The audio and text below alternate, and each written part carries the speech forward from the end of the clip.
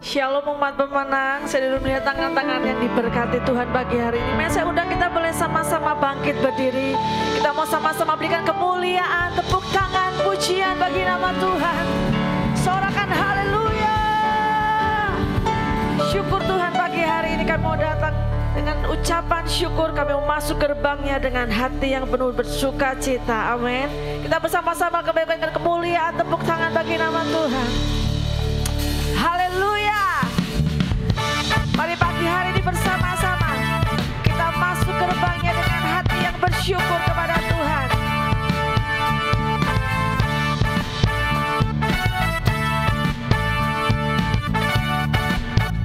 Mari bersama katakan, masuk gerbangnya bersyukur dengan penuh pujian, bersuka di hadiratnya, nyanyi besarkan agung namanya.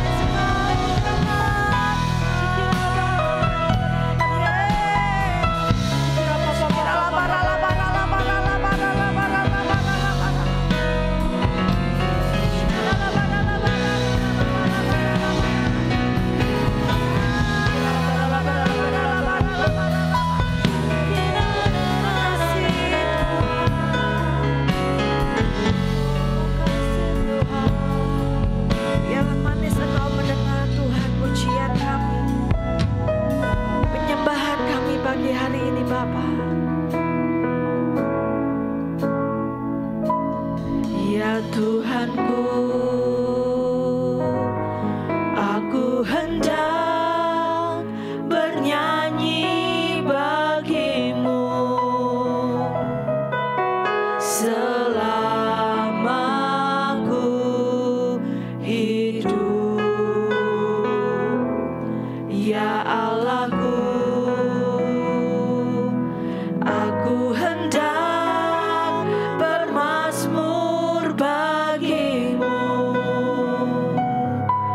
selagi ku ada.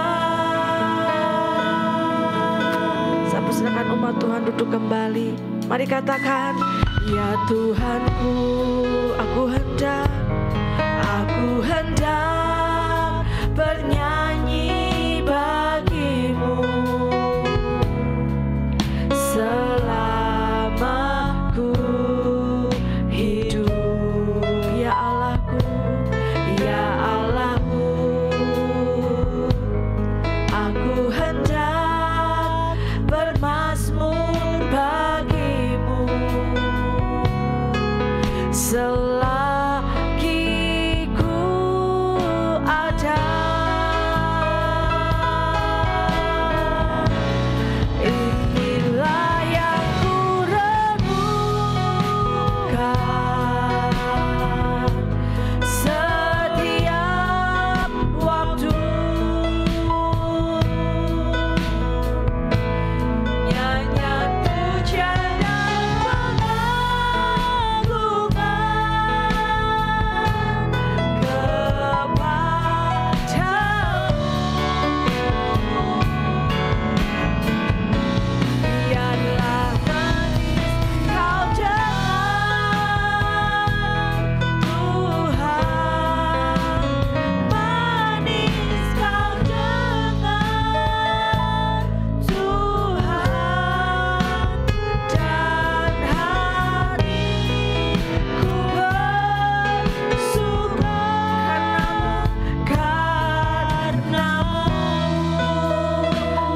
Tuhan sendiri. Oh, di rumah-rumah katakan kepada Tuhan, ya Tuhan,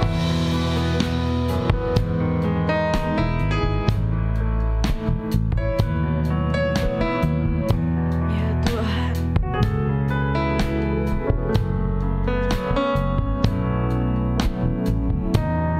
ya Allahku,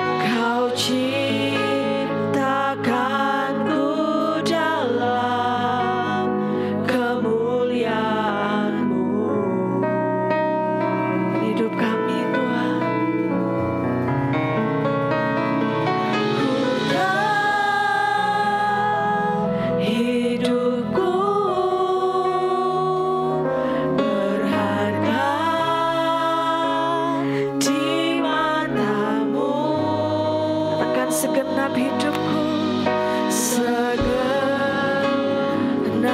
hidupku mau persembahkan untuk Tuhan. Mari katakan,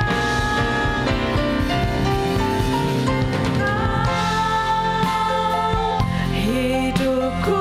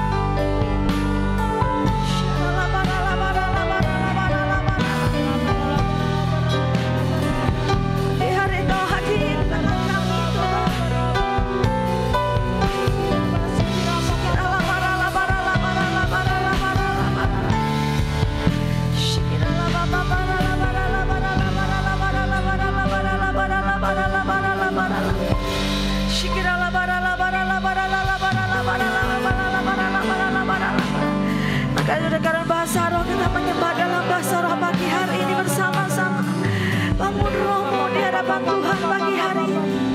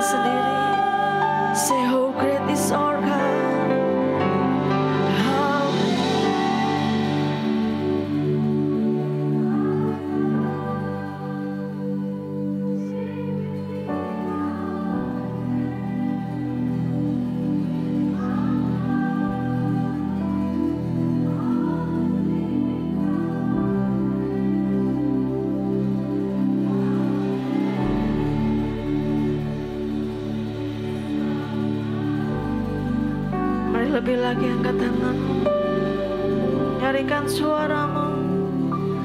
How great is our God.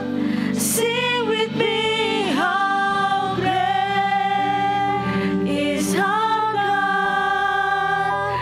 And all we sing, how great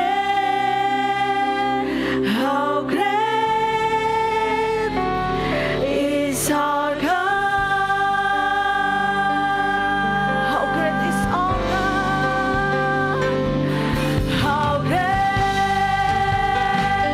is our God. Sing with me, how great is our God. And all we sing, how great is our God. How great is our God. How great. Bertepuk tangan buat Tuhan pagi hari ini. Mari umat Tuhan serukan. How great is our God. And all we sing, how great. And all we sing, how great. And all we sing, how great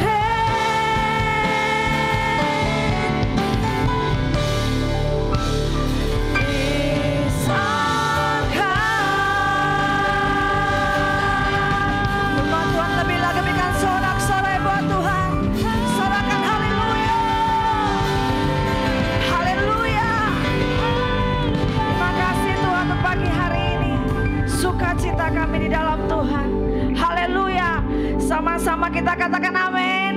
Dengan kemuliaan lebih lagi bagi nama Tuhan. Sampai silakan kita duduk. Kita akan berikan kita sepekan.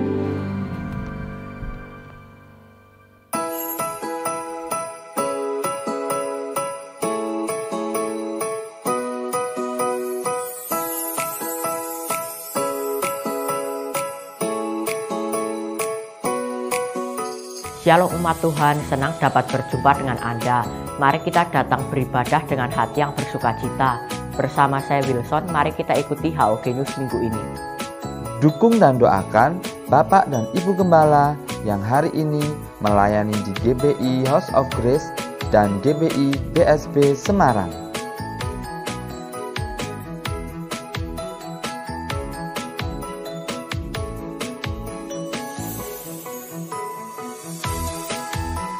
Bagi jemaat yang belum melakukan pengisian data, dapat segera mengisi digital form melalui link atau scan barcode berikut. Apabila memerlukan bantuan, dapat menghubungi nomor berikut. Jadi orang yang berkata, aku percaya penuh pada janji Tuhan, dia tidak takut dalam peperangan rohani, karena itu adalah bagian untuk mencapai kemenangan, untuk menggapai janji-janji Tuhan dalam kehidupan kita, saudara. Bergabunglah dalam Morning Call dan nikmati kuasa hadiratnya setiap Selasa, Kamis, dan Sabtu jam 6 pagi melalui Zoom.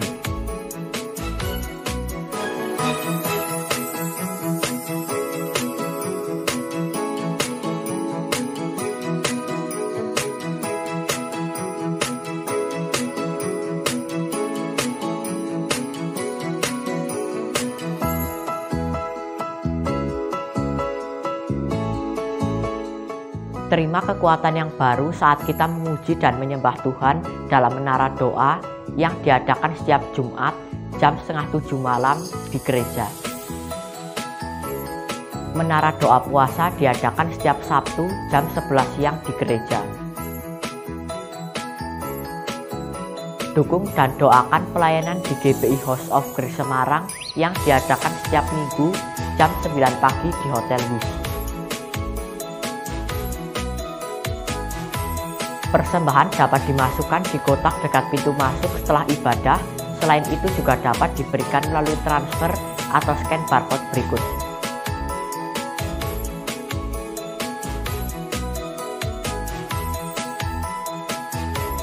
Tuhan bergaul karib dengan orang yang takut akan Dia dan perjanjiannya diberitakannya kepada mereka. Demikian HOG News minggu ini. Tuhan Yesus memberkati.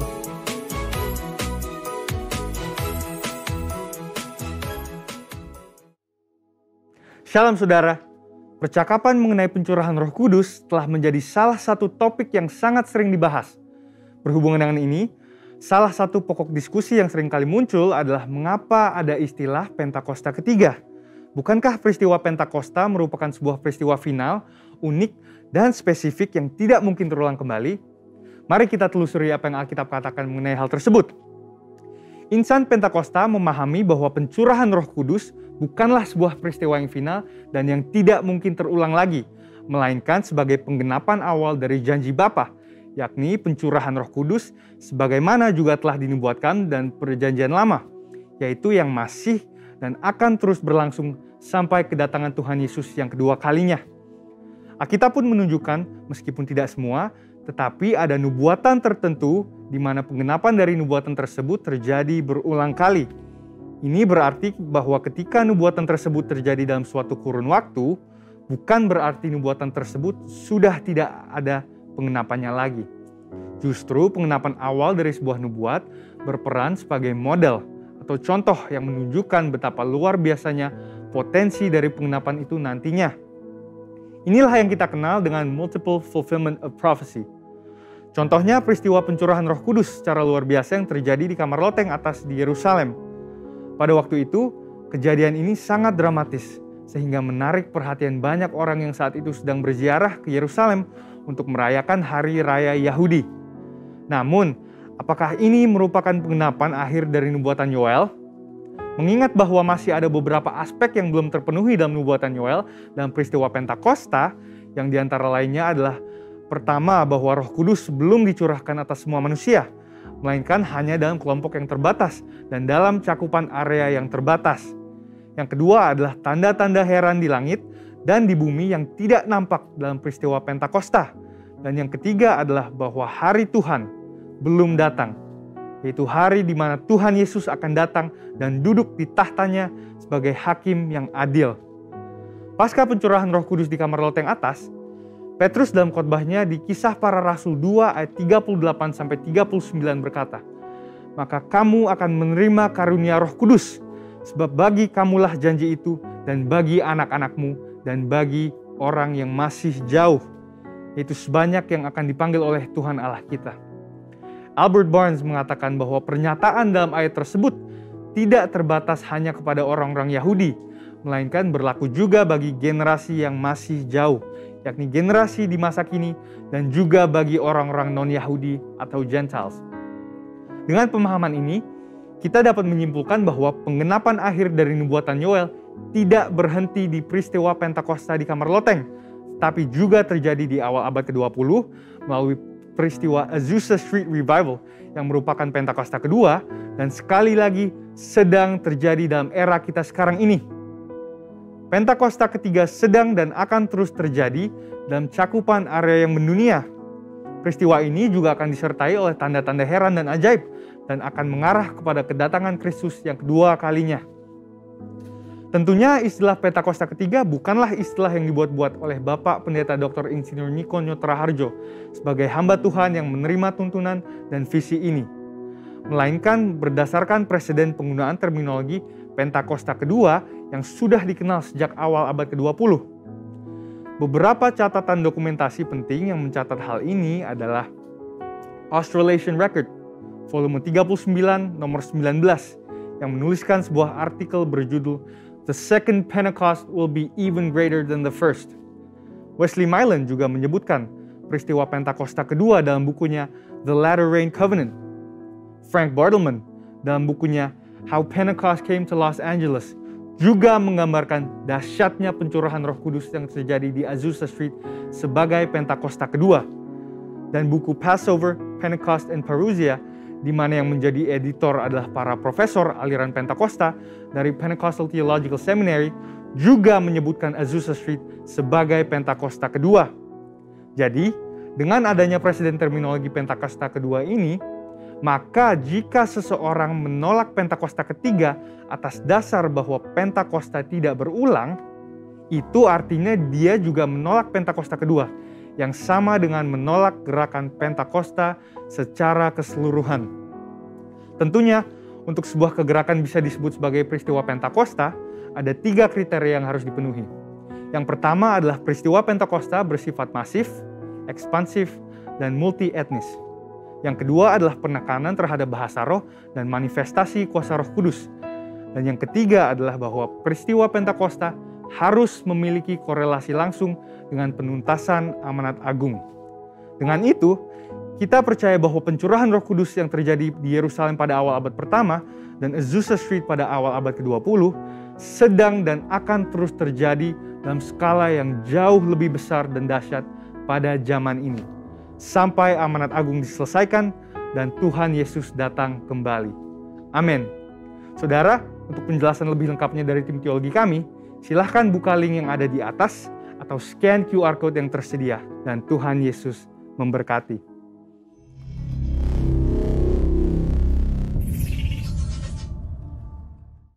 Puji Tuhan, salam yang dikasih Tuhan, semua bersuka cita, amin. Ya, puji nama Tuhan. Mari Bapak Ibu, saya ajak semua kita bangkit berdiri. Kita akan bersama-sama memperkatakan apa yang dimaksud dengan Pentakosta ketiga. 1. Pentakosta ketiga adalah pencurahan Roh Kudus yang dahsyat di zaman ini melebihi yang terjadi di Azusa Street. 2. Pentakosta ketiga akan mengakibatkan penuaian jiwa yang terbesar dan yang terakhir sebelum Tuhan Yesus datang kembali. 3. Pentakosta ketiga akan bangkitkan generasi Yeremia, yaitu anak-anak muda yang dipenuhi Roh Kudus, cinta mati-matian kepada Tuhan Yesus, tidak kompromi terhadap dosa, dan akan bergerak untuk memenangkan jiwa. 4. Pentakosta ketiga lahir di Indonesia dan bergerak ke bangsa-bangsa. Gerakan ini dari timur ke barat dan akan kembali ke Yerusalem. 5. Pentakosta ketiga akan berikan kuasa untuk menyelesaikan amanat agung, dan setelah itu Tuhan Yesus datang kembali.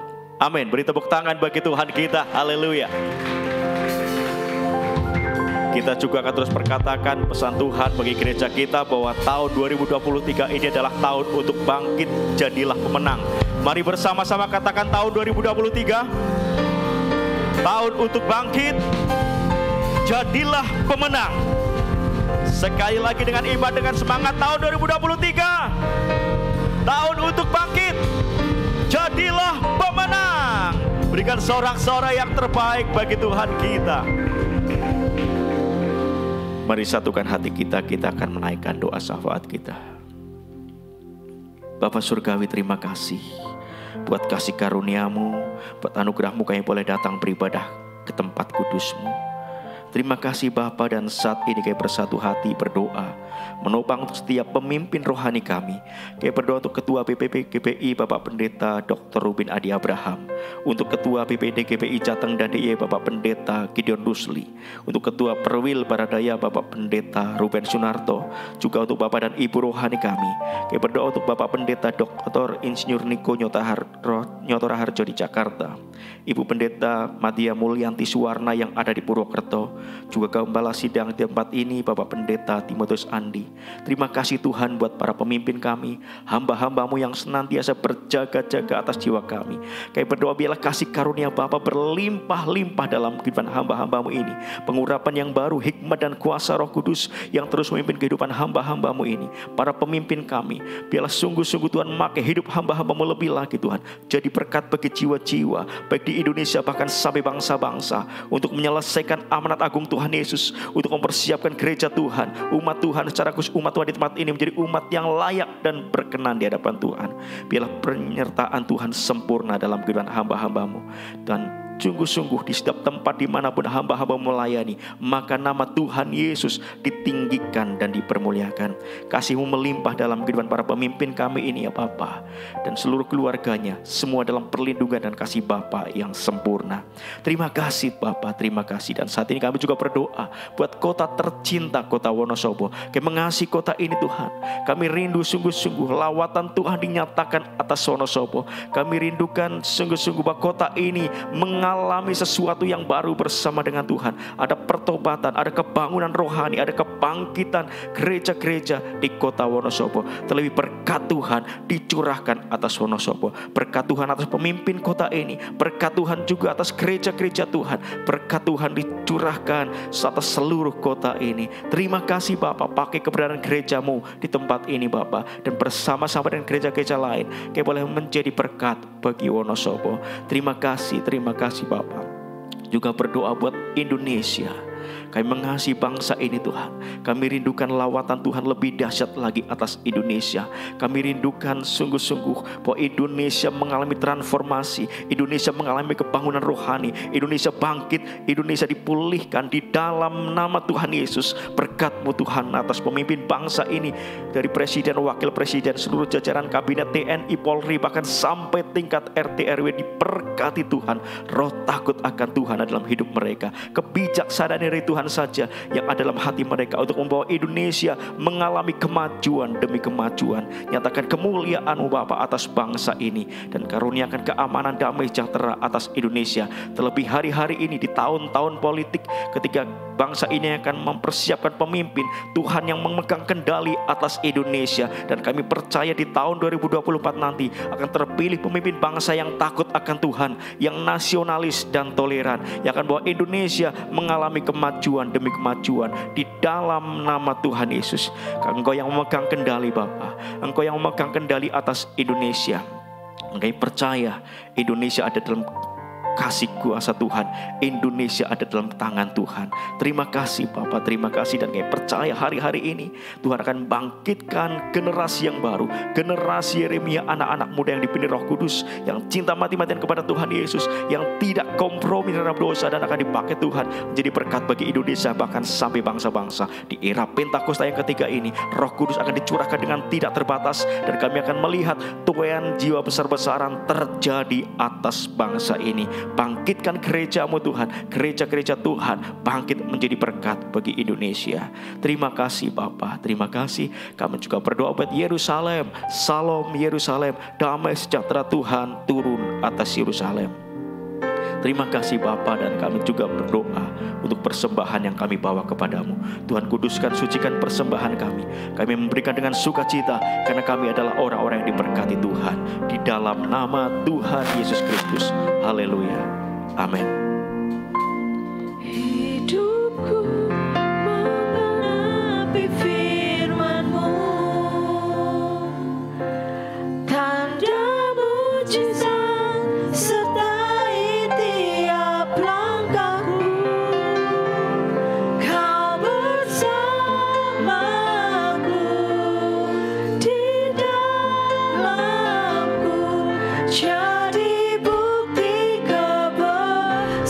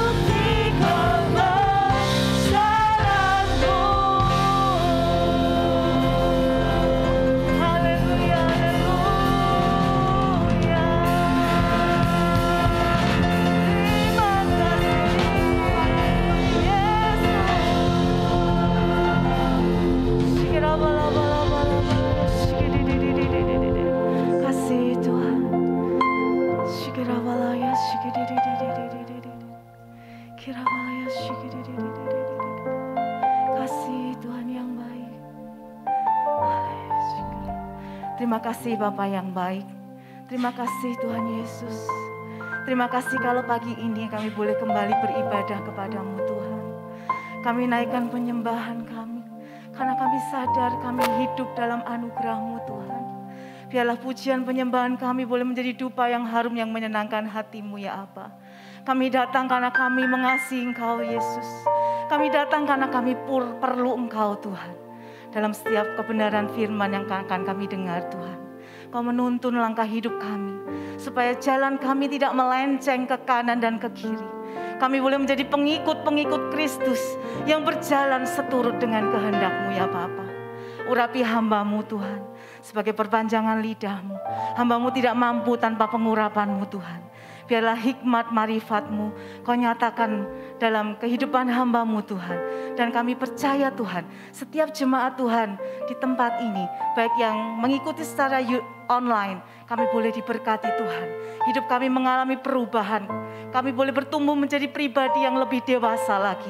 Kami boleh menjadi pribadi yang lebih kuat lagi menghadapi setiap tantangan dalam kehidupan kami. Dan kami boleh menjadi pengikut Kristus yang tetap setia sampai dengan garis akhir. Mengikuti apa yang menjadi kehendak-Mu. Dan terlebih kami menjadi prajurit-Mu, pengikut Kristus yang boleh dipakai untuk menyelesaikan amanat agung. Bukan karena kekuatan kami Tuhan, tetapi ketika ada Roh Kudus, ada kuasa yang Kau berikan dalam kehidupan kami, kami pasti akan menjadi pemenang, bahkan lebih daripada pemenang. Terima kasih Bapa, kami serahkan pemberitaan firman ini waktu ke depan hanya di dalam pimpinan tangan kasih-Mu saja. Di dalam nama Tuhan Yesus. Haleluya. Amin. Saya persilahkan untuk kembali duduk. Shalom jemaat Tuhan. Bersyukur pagi ini kita boleh kembali beribadah kepada Tuhan. Semuanya dalam kondisi yang sehat, semuanya dalam kondisi yang luar biasa karena Tuhan yang memberkati. Dan pagi ini saya rindu untuk menyampaikan pesan Tuhan bagaimana kita boleh mengikut Yesus. Pesan ini saya dapatkan secara pribadi dan saya rindu untuk saya bagikan di tempat ini dan saya berdoa. Biarlah boleh menjadi jawaban doa bagi setiap kita. Biarlah boleh menjadi satu kekuatan bagi setiap kita. Ketika kita mengiring Tuhan, ketika kita mengikut Tuhan, memang tidak mudah, tidak seperti jalan tol. Bahkan ada lagu ya, jadi banyak lika-likunya, banyak tantangannya, tetapi kita percaya Tuhan menyertai kita, Tuhan yang memberikan kekuatan bagi setiap kita. Kita akan buka dalam Lukas 9 ayat 57 sampai ayat yang ke-62. Judul perikopnya adalah Hal Mengikut Yesus. Ketika Yesus dan murid-muridnya melanjutkan perjalanan mereka, berkatalah seorang di tengah jalan kepada Yesus, "Aku akan mengikut engkau, kemana saja engkau pergi." Yesus berkata kepadanya, "Serigala mempunyai liang dan burung mempunyai sarang, tetapi anak manusia tidak mempunyai tempat untuk meletakkan kepalanya." Lalu ia berkata kepada seorang lain, "Ikutlah aku." Tetapi orang itu berkata, "Izinkanlah aku pergi dahulu menguburkan Bapakku."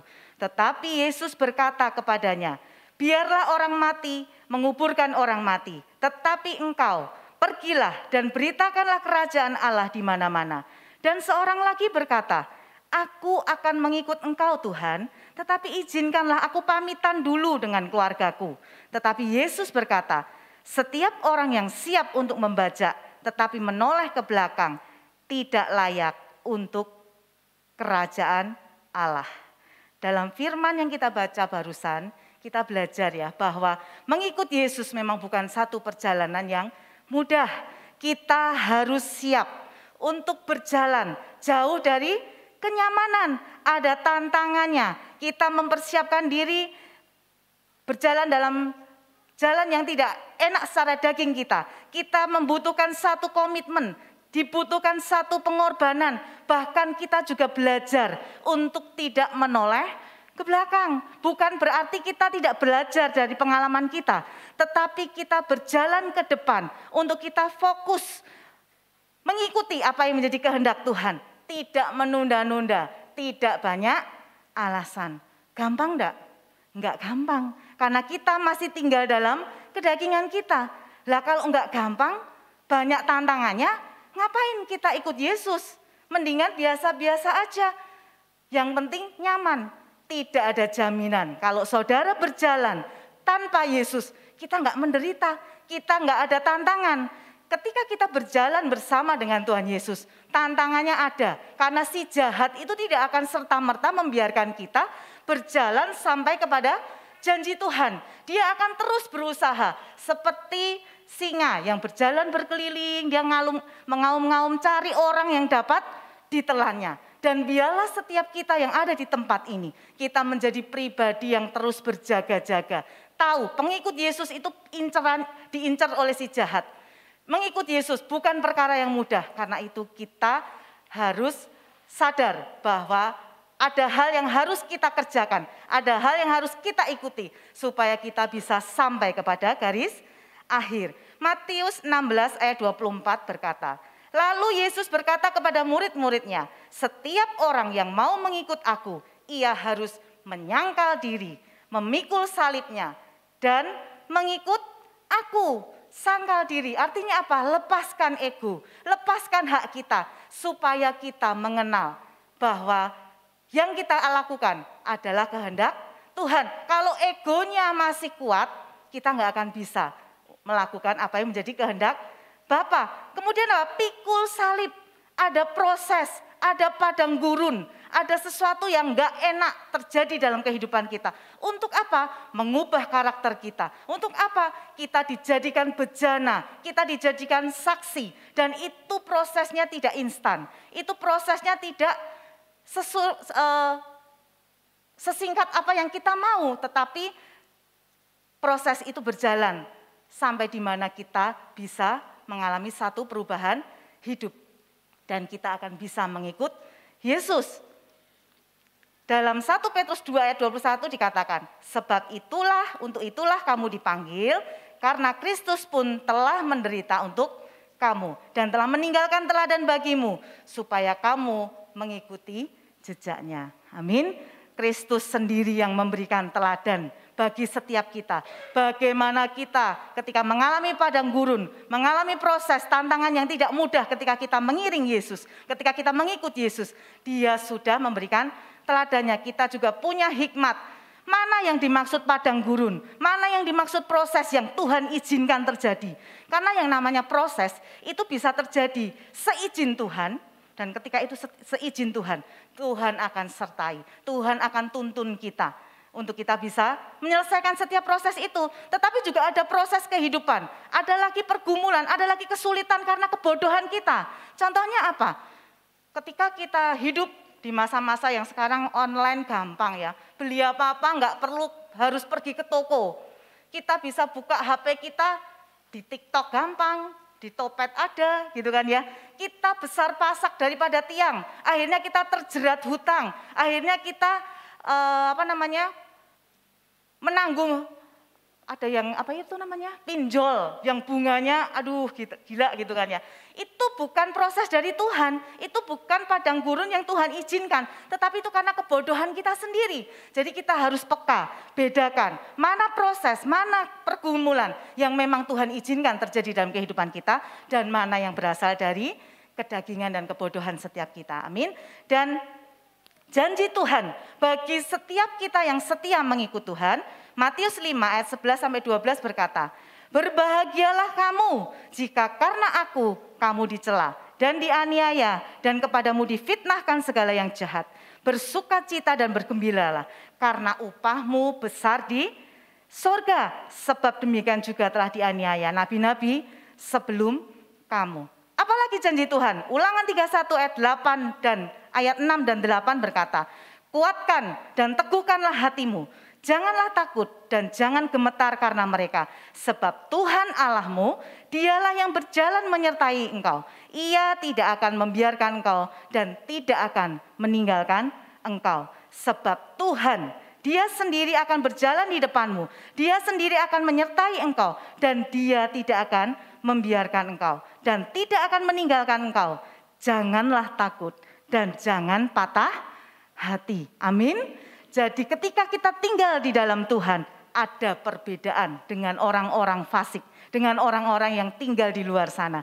Jadi sama-sama menderita, tetapi ujungnya jelas berbeda. berbeda. Amin. Jadi terus setia mengikut Yesus meskipun tantangannya banyak, meskipun prosesnya banyak. Karena kita tahu bahwa ujungnya adalah sesuatu yang gak akan bisa kita beli dengan apapun yang ada dalam kehidupan saudara dan saya. Dan untuk kita bisa hidup dalam tuntunan, dalam mengikut Yesus, ada 3 hal yang saya dapatkan dan akan saya bagikan supaya setiap kita boleh terus mengerti, kita bisa setia sampai dengan garis akhir. Yang pertama, supaya kita bisa terus mengikut Yesus, kita bisa terus sampai dengan garis akhir. Yang pertama adalah hidup dalam tuntunan Tuhan. Mazmur 86 ayat yang 11 berkata, "Tunjukkanlah kepadaku jalan-Mu ya Tuhan, supaya aku hidup menurut kebenaran-Mu. Bulatkanlah hatiku untuk takut akan nama-Mu."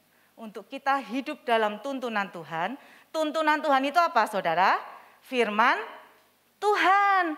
Firman yang sudah kita dengar, firman yang sudah kita baca, itu yang akan menuntun langkah kita supaya kita bisa terus mengikut Yesus. 2 Timotius 3 ayat 15 sampai yang ke-16. "Ingatlah juga bahwa dari kecil engkau sudah mengenal kitab suci yang dapat memberi hikmat kepadamu dan menuntun engkau kepada keselamatan oleh iman kepada Kristus Yesus. Segala tulisan yang diilhamkan Allah memang bermanfaat untuk mengajar, untuk menyatakan kesalahan, untuk memperbaiki kelakuan, dan untuk mendidik orang dalam kebenaran." Langkah saudara dan saya ketika berjalan dalam tuntunan Tuhan tidak akan melenceng ke kanan dan melenceng ke kiri. Enggak pakai kebenaran diri sendiri, enggak pakai pengetahuan kita sendiri lagi, tetapi kita sungguh-sungguh berjalan dalam tuntunan Tuhan. Dan supaya saudara dan saya tetap berjalan dalam tuntunan Tuhan, dibutuhkan apa saudara? Ketaatan. Banyak contoh di Alkitab ya, bagaimana kita ini bisa hidup dengan ketaatan. Tetapi saya mau kasih satu contoh. Bagaimana Petrus dan kawan-kawannya ini bisa mengalami mujizat Tuhan. Petrus dan teman-temannya ini sudah bekerja keras. Kalau kita ingat ya, mereka itu melaut, tetapi dia tidak dapat ikan seekor pun. Dan ketika mereka sudah capek, mereka itu gagal nggak cuma sekali. Mereka tebarkan jala berkali-kali dan ternyata nggak dapat ikan. Dan ketika akhirnya Yesus naik ke perahu dan memerintahkan mereka untuk kembali menebarkan jala, mereka memilih untuk taat. Meskipun mereka itu adalah nelayan yang berpengalaman. Mereka tahu cara nangkep ikan yang baik. Mereka tahu waktu yang tepat untuk bisa dapat ikan yang banyak. Tetapi mereka taat, mereka kembali lakukan. Mereka bisa nggak beralasan, "Loh Tuhan, sudah kanan, sudah kiri, sudah depan, sudah belakang, jalaku tebar." Nggak ada loh. Sekarang ini bukan waktu yang tepat. Bisa nggak mereka berdalih? Bisa. Tetapi yang mereka lakukan adalah mereka memilih untuk taat. Dan di Lukas 5 ayat yang ke-5 dikatakan bahwa Simon menjawab, "Guru, telah sepanjang malam kami bekerja keras dan kami tidak menangkap apa-apa. Tetapi karena Engkau menyuruhnya, aku akan menebarkan jala juga." Miliki keberanian untuk taat. Jangan bosan ketika dengar firman Tuhan. Sudah diulang-ulang, halah Ci, ketaatan ini wis berkali-kali. Pertanyaannya, sudah berkali-kali dengar, sudah dilakukan belum?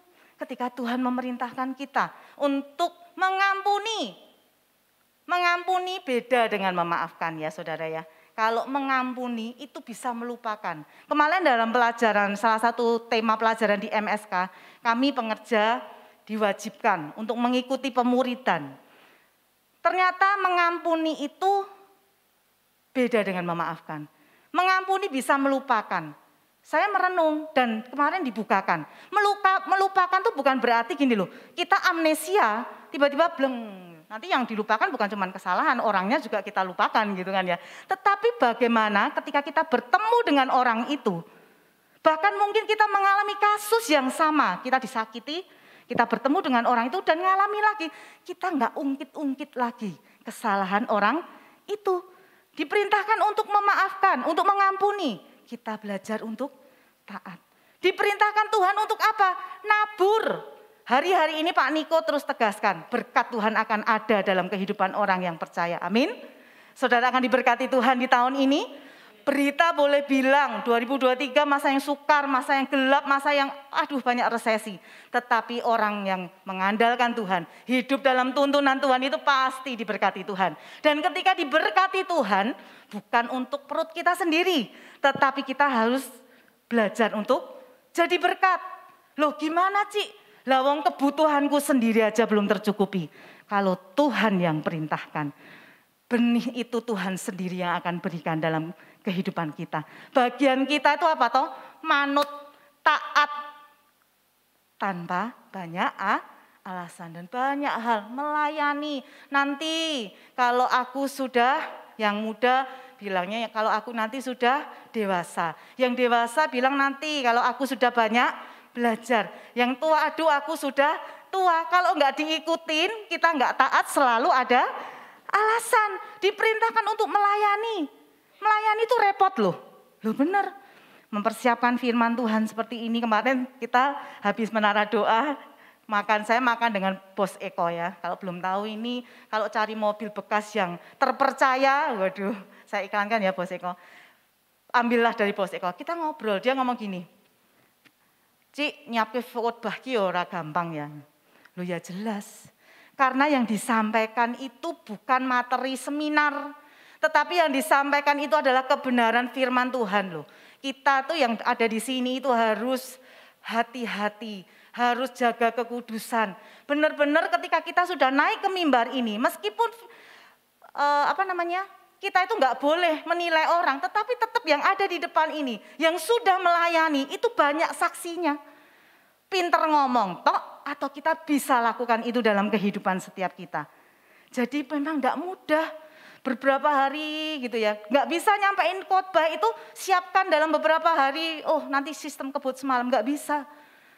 Saya kumpulkan pengalaman-pengalaman ini tuh berbulan-bulan, saya catat, saya ambil yang penting, poin yang benar-benar menegur saya catat untuk saya bagikan. Supaya kita bisa sama-sama tahu, kita bisa sama-sama belajar, kita bisa sama-sama berubah, kita bisa tetap kuat. Karena yang namanya mengikut Tuhan, melayani Tuhan itu enggak gampang saudara. Memang tidak mudah. Tetapi kita tahu orang yang sudah ditetapkan melayani Tuhan, ketika dia terus hidup dalam tuntunan Tuhan, dia pasti akan bisa karena Tuhan yang memberikan kekuatan. Amin. Jadi belajar untuk taat, firman-Nya tidak akan pernah terlalu berat bagi dia yang mengandalkan Tuhan. Bagian kita adalah apa? Taat saja, meskipun kita belum mengerti. Dan untuk hidup dalam tuntunan Tuhan, tidak cukup cuma taat. Untuk bisa taat diperlukan apa? Kerendahan hati. Kalau saudara masih menganggap, nggak melayani aja juga nggak apa-apa tuh. Biasa-biasa aja tuh. Aku nggak menabur juga nggak apa-apa tuh. Orang berkata aku sombong itu nggak perlu tepuk dada ya. Tetapi ketika kita nggak mau mentaati firman Tuhan, kita sudah jatuh ke dalam dosa kesombongan. Kita tuh enggak bisa loh tanpa Tuhan. Amin. Ketika Tuhan perintahkan, belajar rendah hati. Tahu, oh iya aku enggak mampu tanpa Engkau. Karena aku enggak mampu tanpa Engkau Tuhan. Aku butuh tuntunanmu. Dan ketika Engkau sudah menuntun, aku belajar untuk taat. Apapun keadaan saudara. Enggak usah nunggu kaya, enggak usah tunggu pinter. Ketika Tuhan perintahkan, taat aja. Saat ini, jangan ditunda. Dan dia yang akan memberikan pengertian. Dia yang akan memberikan benih bagi saudara dan saya. Amin. Dan untuk hidup dalam tuntunan Tuhan, kita itu juga harus fokus. Artinya apa? Fokus berjalan dalam kehendak Tuhan. Masalahnya boleh ada, tetapi fokus kita adalah kepada Tuhan. Kalau masalah dilihat terus, nggak akan ada habisnya. Karena kita masih hidup di dunia, prosesnya akan terus ada, prosesnya akan tetap ada. Matius 6 ayat 33 berkata, tetapi carilah dahulu kerajaan Allah dan kebenarannya, maka semuanya itu akan ditambahkan kepadamu. Kata carilah itu adalah kata kerja yang aktif. Saudara dan saya, kalau merasa itu penting, merasa kita butuh, merasa itu berguna, dicari nggak? Dicari. Saudara akan malas cari kalau kita nggak merasa bahwa kerajaan Allah itu sesuatu yang penting, sesuatu yang berguna bagi kehidupan setiap kita. Kira-kira kalau berbicara tentang materi, hidup ini memang butuh yang namanya duit, berkat untuk memenuhi kebutuhan kita sehari-hari, untuk kita menabur, untuk pekerjaan Tuhan ini juga butuh dana, butuh materi, nggak bisa hanya dengan istilahnya apa ya, berjalan aja, nggak bisa. Realistis aja, semuanya juga butuh uang, butuh dana. Tetapi yang mau saya sampaikan adalah fokusnya itu bukan kepada duitnya. Yesus itu tetap harus jadi yang terutama dalam kehidupan kita. Berkat materi itu akan mengikuti ketika fokus kita kepada Tuhan. Amin. Jadi jangan pernah gantikan Yesus dengan duit. Ketika berkat itu membuat kita jadi nggak punya waktu untuk Tuhan, sibuk ketika diberkati Tuhan, melayani nggak bisa. Waktuku ini nggak bisa ibadah aja, udah syukur. Bertobatlah saudara, kita beribadah itu karena kita ini sudah diberkati. Kita beribadah itu karena apa? Kita itu tahu kita itu butuh Tuhan. Jadi beribadah tetap menjadi satu prioritas dalam kehidupan kita. Ingat, fokuslah kepada sumber berkat. Apa yang ada di tanganmu, entah itu berkat, entah itu apapun kepercayaan yang Tuhan berikan, tidak boleh menggantikan apa yang ada dalam hatimu. Amin. Entah itu keluargamu, entah itu duitmu, entah itu pekerjaanmu, bahkan ketika itu pelayananmu, pelayanan yang super sibuk sampai kita sendiri nggak punya waktu untuk intim dengan Tuhan, untuk punya waktu-waktu persekutuan pribadi dengan Tuhan, itu juga tidak membuat Tuhan suka. Amin. Karena itu kita belajar ya saudara ya, untuk kita menyadari. Hosea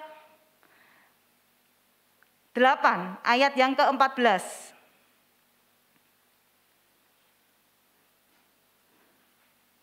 Gak ditampilkan ya. Hosea 8 ayat 14 ini berkata bahwa apa? Hartamu, segala hal yang menjadi senter, yang menjadi tujuan utamamu bisa diambil oleh Tuhan. Di bumi hanguskan dengan api. Kita belajar ya saudara ya. Jadi jangan andalkan apapun yang ada dalam kehidupan kita.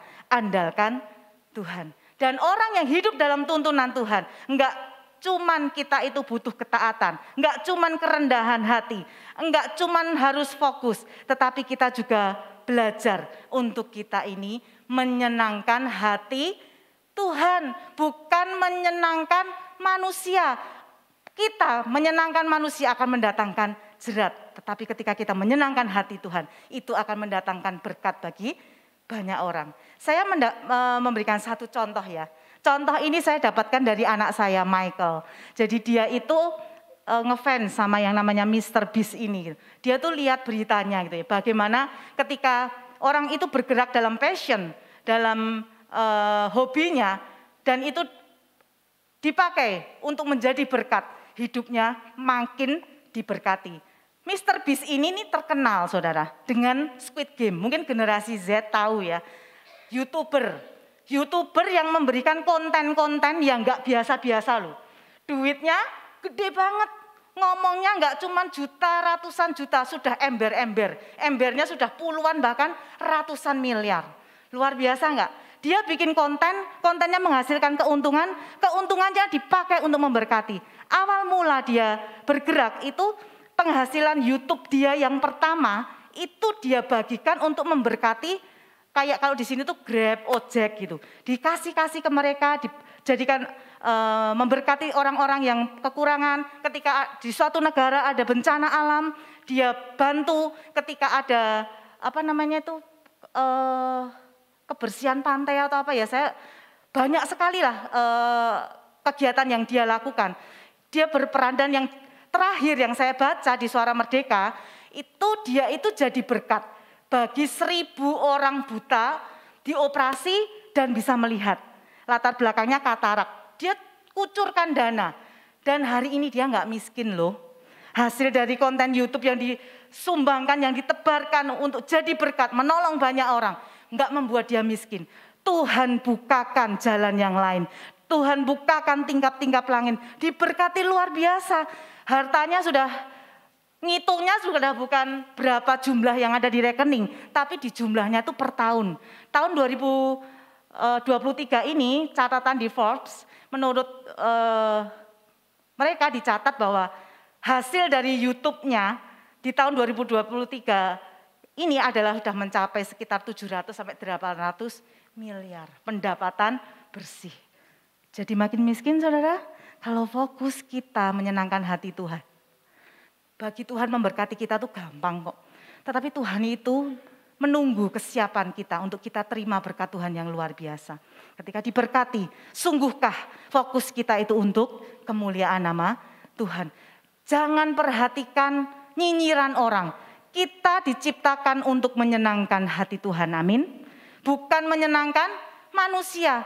Kita enggak akan bisa saudara memuaskan keinginan banyak orang.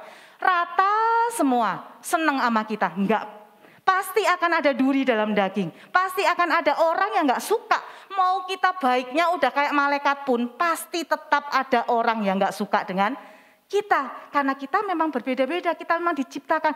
Dan itu sebetulnya Tuhan izinkan untuk membuat kita ini tetap rendah hati. Untuk kita ini tetap hidup dalam tuntunan Tuhan. Fokus kepada Tuhan. Amin saudara.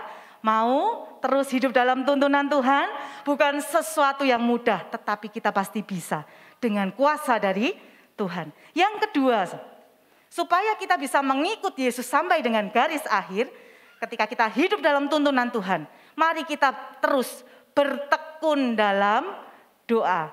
Matius 21 ayat yang ke-22 berkata, dan apa saja yang kamu minta dalam doa dengan penuh kepercayaan, kamu akan menerimanya. Garis bawah ya, ketika engkau minta dalam doa dengan penuh kepercayaan. Kata bertekun ini juga kita belajar ya, artinya apa? Satu doa yang tidak jemu-jemu.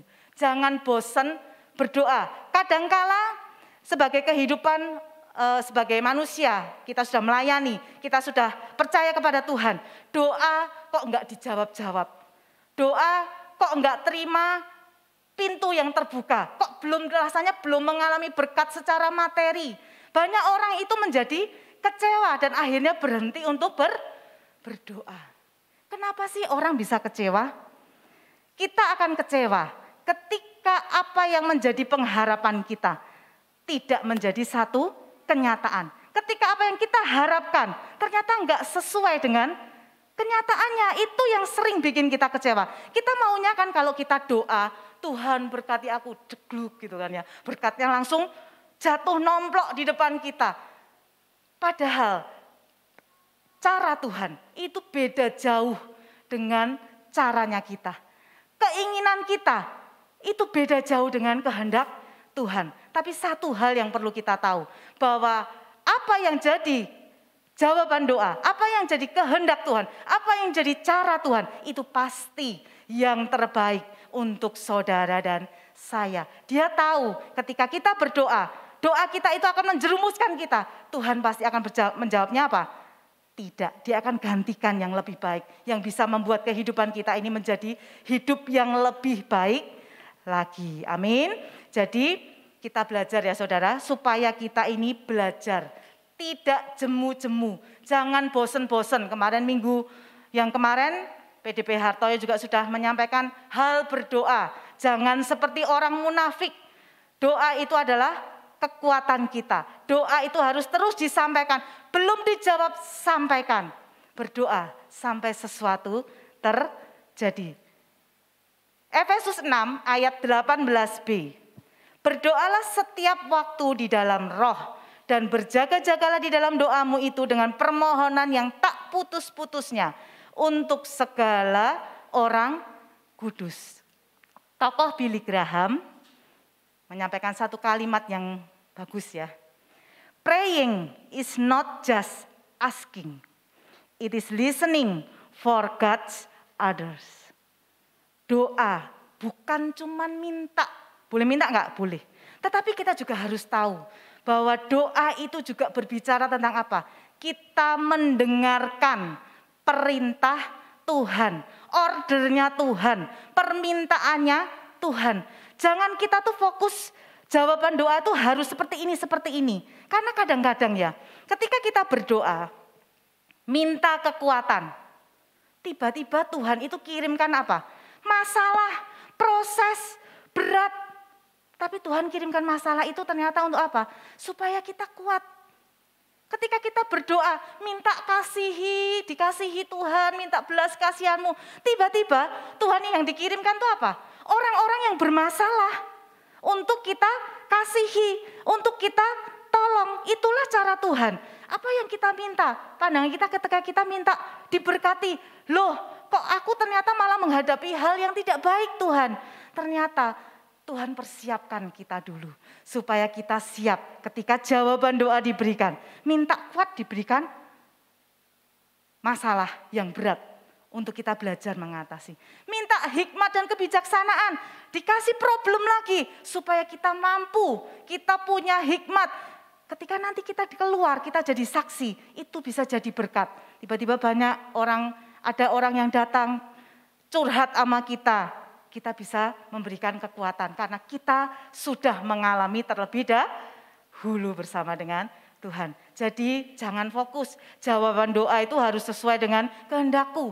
Tapi hari ini kita belajar jawaban doa itu harus sesuai dengan kehendak Tuhan. Dan kehendaknya adalah yang terbaik. Ada satu video yang memberkati ya, kita bisa saksikan bersama-sama. It was all yellow.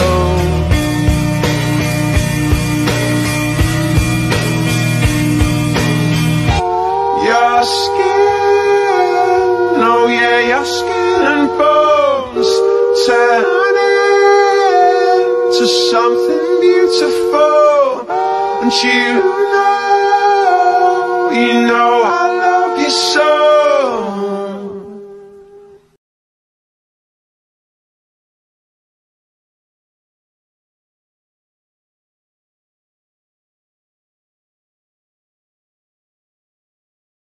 Tuhan memberkati kita. Nanam pohon nih, wah pohonnya jadi. Tiba-tiba ada badai, habis pohonnya hilang gitu kan ya. Kita tetap bawa doa kita kepada Tuhan. Kita tetap percaya, bertekun dalam doa. Dan ternyata Tuhan itu mau memberikan lebih dari apa yang sanggup kita doakan.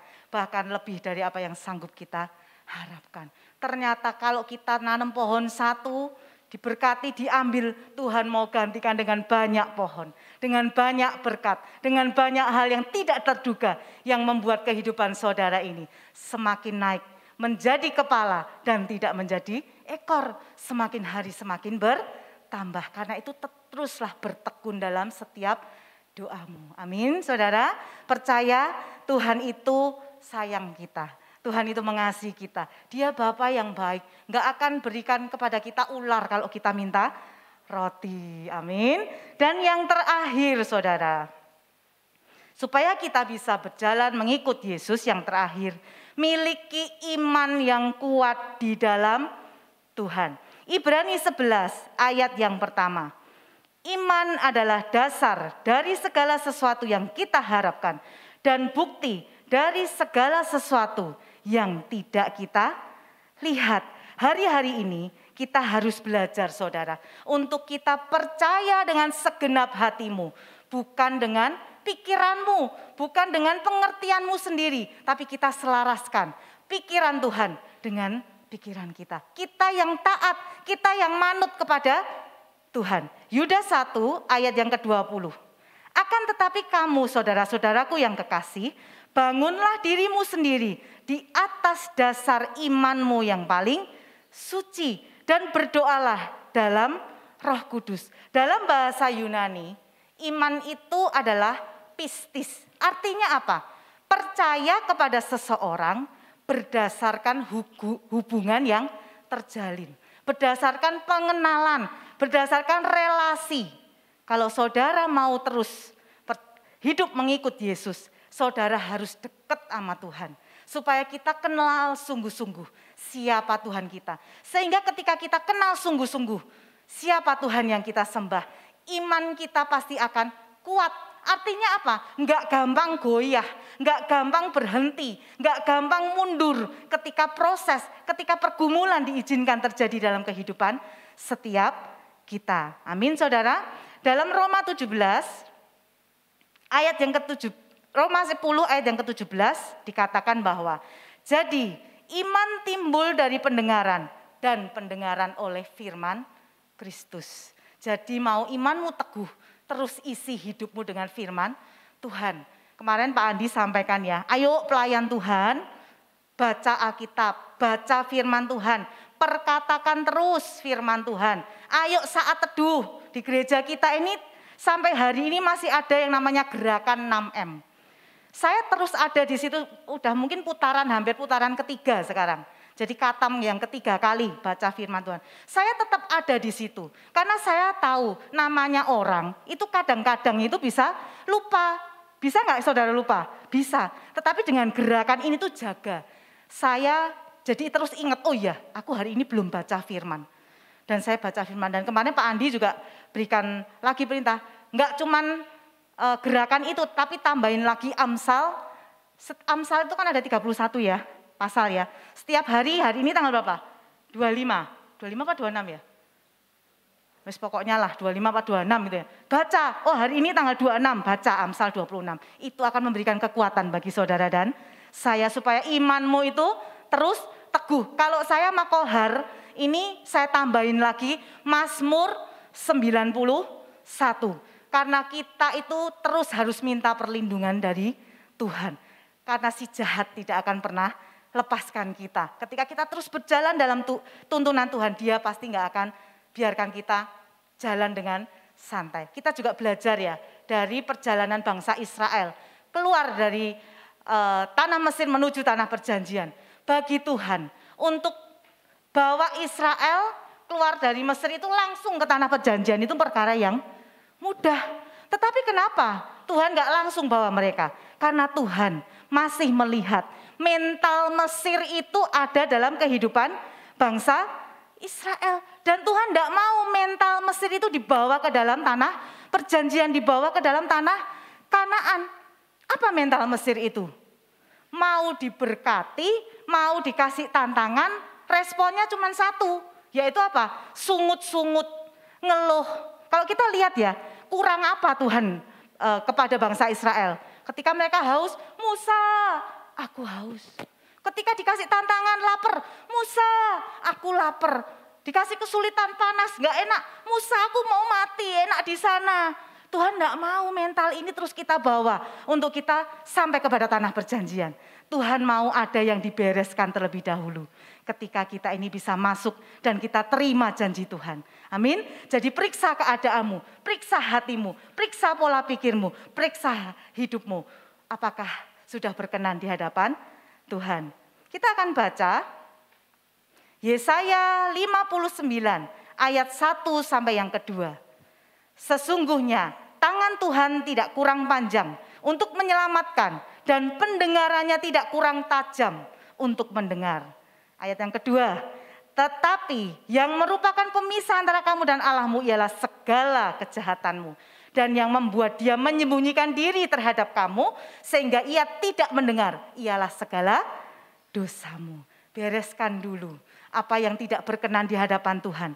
Supaya kita bisa terus mengiring Yesus, mengikut Yesus dan menerima jawaban doa seperti apa yang kita rindukan. Amin saudara, karena Tuhan kita itu rindu loh memakai setiap kita. Menjadi pengikut Tuhan yang bisa dipromosikan. Pengikut Tuhan yang akan terus dibawa naik menjadi pribadi yang bisa jadi teladan. Kita memang tidak sempurna, tetapi ketika kita ikuti tuntunan Tuhan, terus bertekun di dalam setiap doa kita, doa yang tidak putus-putusnya, dan terus kita punya iman yang kuat, nggak gampang terombang-ambing. Kita jadi pribadi yang berbeda, kita pasti bisa menjadi saksi Tuhan yang memberkati banyak orang. Bukan karena kita hebat, tetapi karena Tuhan menyatakan kehendaknya dalam kehidupan kita dan kita taat kepada Tuhan. Amin. Mau saudara terus mengikut Yesus sampai garis akhir?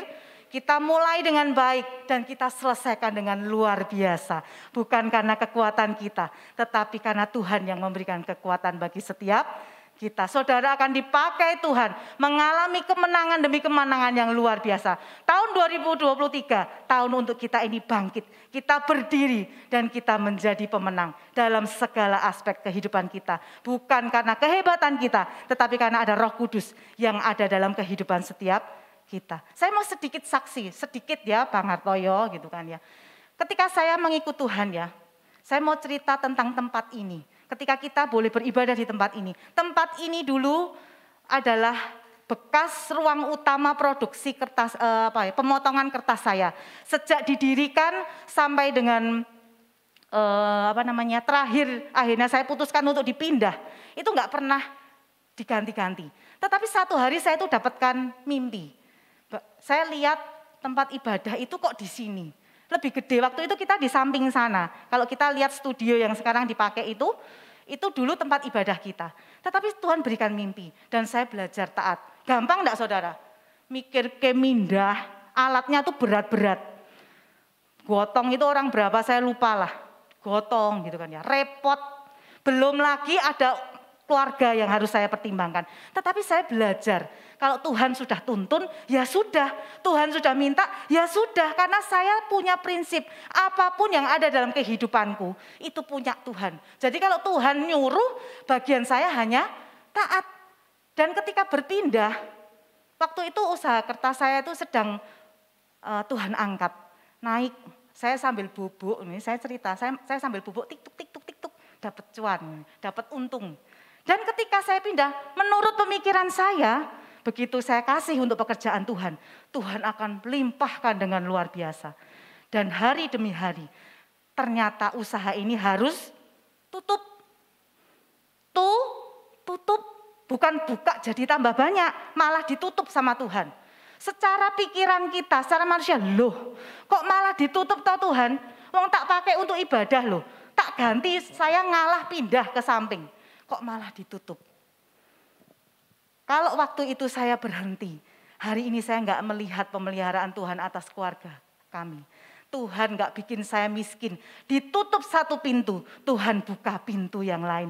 Dan hari ini saya boleh berkata, Roma 8 ayat 28 itu sungguh terjadi. Aku tahu sekarang bahwa Allahku turut bekerja dalam segala sesuatu untuk mendatangkan kebaikan. Aku tahu sekarang, ternyata Tuhan itu mau lihat hatiku. Apakah aku masih terikat dengan hartaku atau aku sudah tidak ada yang membelenggu lagi. Hartaku adalah milik Tuhan. Dan ketika aku serahkan kepada Tuhan, ternyata hari ini Tuhan pelihara. Enggak cuma berbicara tentang berkat materi, saudara.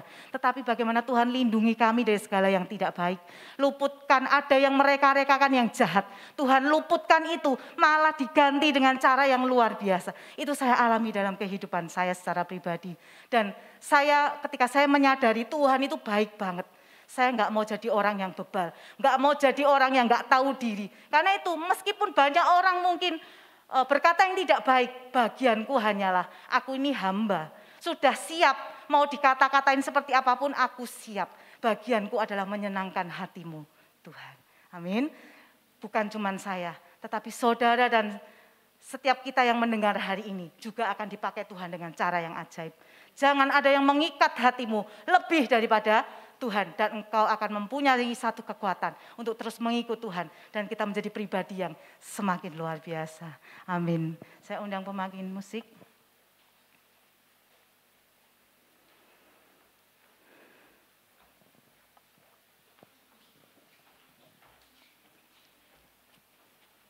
Kasih Tuhan.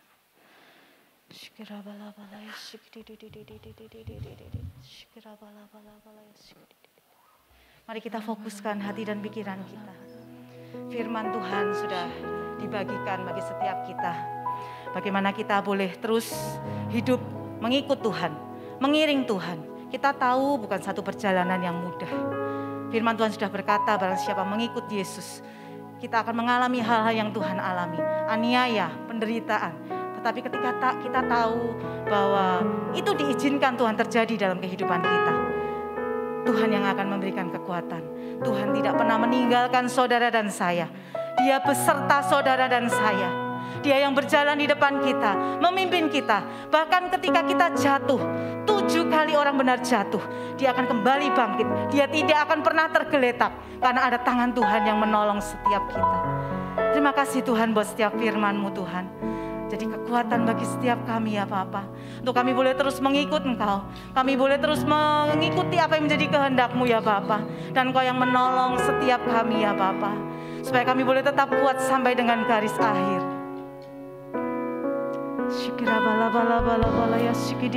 Kita akan pujikan satu lagu. Lagu yang sangat luar biasa. Lagu yang memberikan kekuatan bagi setiap kita. Untuk kita bisa terus mengikuti Yesus sampai dengan garis yang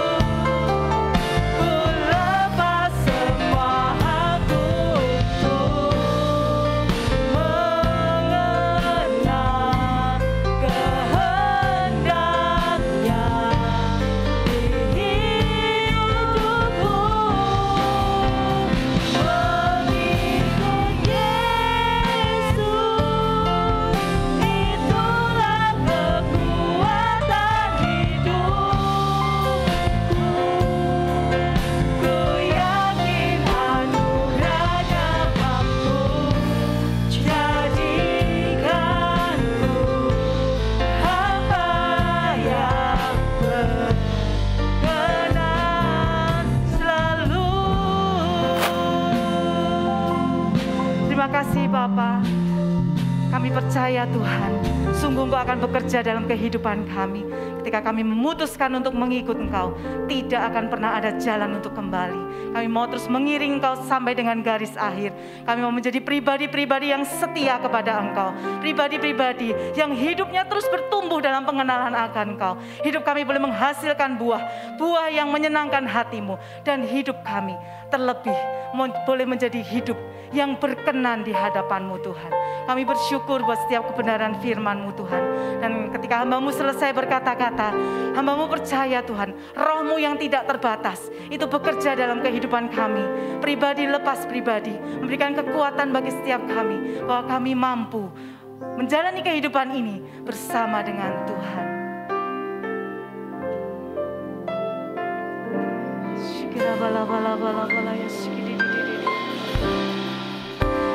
Mengikut Yesus, saya undang hambanya.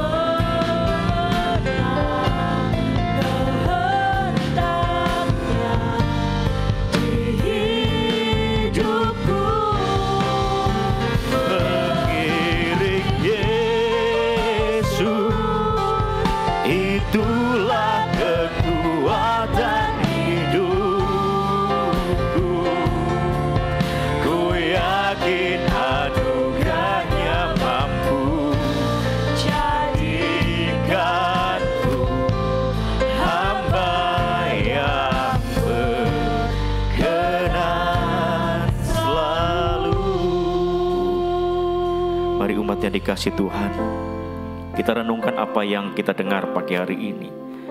Ketika hari ini kita sudah memutuskan untuk sungguh-sungguh mengikut Tuhan Yesus, ketika kita sudah sungguh-sungguh mau mengikut Tuhan, mari kita sungguh-sungguh serius mengikut Tuhan, karena Tuhan begitu serius dengan kita. Mungkin ada banyak tantangan, ada banyak masalah, ada banyak hal yang harus kita hadapi. Tapi percayalah bahwa kita tidak sendiri. Tuhan berjanji, aku menyertai kamu senantiasa sampai kepada akhir zaman. Mari yang mau setia kepada Tuhan, mau menyelesaikan sampai garis akhir, angkat kedua tangan kita. Mari kita berbahasa roh bersama-sama. Hola pasigara la ba ba ba ba ba ba ba. Ona masigara la ba ba ba ba ba ba ba. Hola pasigara la ba ba ba ba ba ba ba ba ba ba ba ba ba. Ona masigara la ba ba ba ba ba ba. Minta kekuatan yang baru di tengah tantangan, di tengah pergumulan yang berusaha menjatuhkan iman kita. Minta kekuatan yang baru dari Roh Kudus. Mari ini waktu kita bersama-sama minta kekuatan yang baru. Sigara la ba ba ba ba ba ba ba ba ba ba ba. Ola pa sigara la ba ba ba ba ba ba ba ba ba ba ba ba ba ba ba. Ona na ma sigara la ba ba ba ba ba ba ba ba ba. Iara la ba ba ba ba ba ba ba ba ba ba ba ba ba ba ba ba ba. Iya na na na na na masyikara la ba ba ba ba ba ba ba ba ba. Iya la ba ba ba ba ba ba ba ba ba